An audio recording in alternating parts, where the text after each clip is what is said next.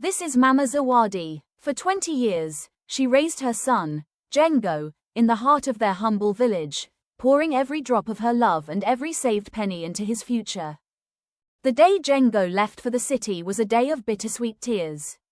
He promised her he would return a great man. She promised to keep the home fires burning, no matter the cost. And Mama Zawadi kept that promise. She worked the sun-baked soil, carried water from the river, and sold her goods in the market, enduring every hardship so that Django could have his chance.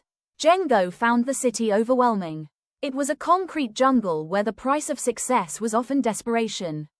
But he was determined to make his mother's sacrifice worth it. He climbed the ladder quickly. A promotion here, a brilliant deal there. Soon, Django wasn't just working in the skyscrapers, he was buying them.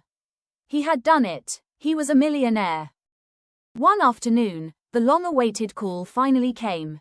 Django was coming home. For days, Mama Zawadi cooked and cleaned, her heart overflowing with joy, ready to embrace the son she hadn't seen in years.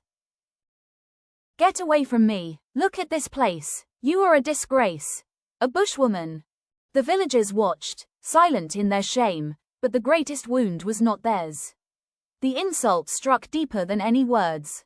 Mama Zawadi simply gathered what was left of her dignity and walked back toward her quiet hut, her heart shattered. The crack became a collapse. Bad deals, poor investments, and a reckless pride that blinded him to risk. In a matter of months, the empire crumbled. Django stood alone in his empty mansion, no longer a millionaire, stripped of everything but his regret. He knelt before the woman he had abandoned, not as a millionaire, but as a repentant son. And in that moment, Mama Zawadi did not see the suit or the shame. She saw only the child she had always loved.